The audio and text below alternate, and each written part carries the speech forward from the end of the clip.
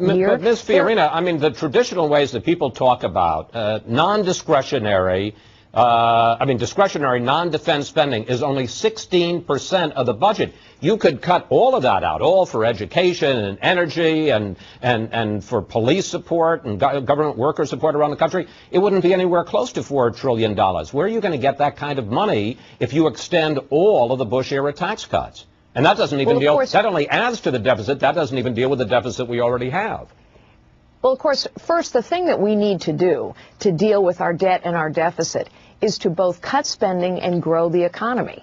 That's fundamentally what we have to do. Those tax cuts are central to growing the economy. Indeed, I would argue there are some additional tax cuts we need to make. When we're dealing with a 35% tax on business when the world average is 18%, we're increasingly uncompetitive. When our R&D tax credit is 17th in the world, when it should be number one, we're increasingly uncompetitive. But back to your subject on spending.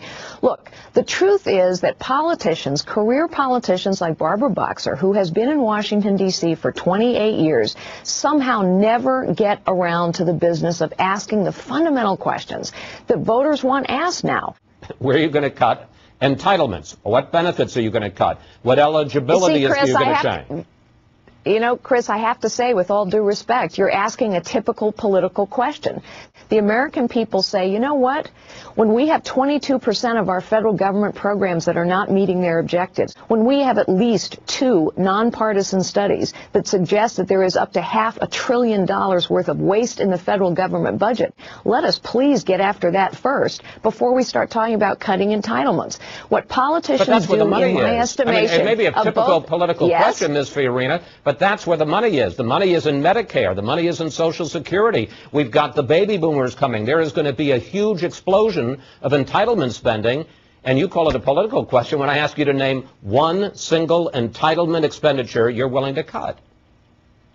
Chris, I believe that to deal with entitlement reform, which we must deal with, we ought to put every possible solution up on the table, except we should be very clear that we are not going to cut benefits to those nearing retirement or those in retirement. But having said all of that, for years and years, career politicians, frankly, of both parties, have said, oh, no, the only way to cut spending is to deal with entitlements. It's the political third rail. And then they never get about business of cutting out waste and inefficiency. They never get to the point of banning earmarks. Waste, fraud, and inefficiency. Exactly. For 30 years, I covered Ronald Reagan in 1980 when he talked about it. There isn't that kind of money in waste, fraud, and inefficiency.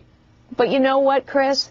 The budget just keeps getting bigger and bigger and bigger. And every year as it gets bigger, particularly in the last 2, there's more waste, fraud, and inefficiency. And you're right. Nobody ever gets around to it. It's why voters in California, and I believe a lot of voters all across the country, are tired of career politicians. Honestly, Chris, every business and every family in America know that at some point you have to start looking at your spending. So let's start looking at our spending, but let's not just breeze on past the fact that we have hundreds of billions of dollars worth of waste and inefficiency and fraud. We have it in the $810. I'm going to try one last time, and if you don't want to answer it, Ms. Fiorina, you don't have to. It's not a question. It's not a question of not wanting to answer it. But let me ask the question, if I may, please.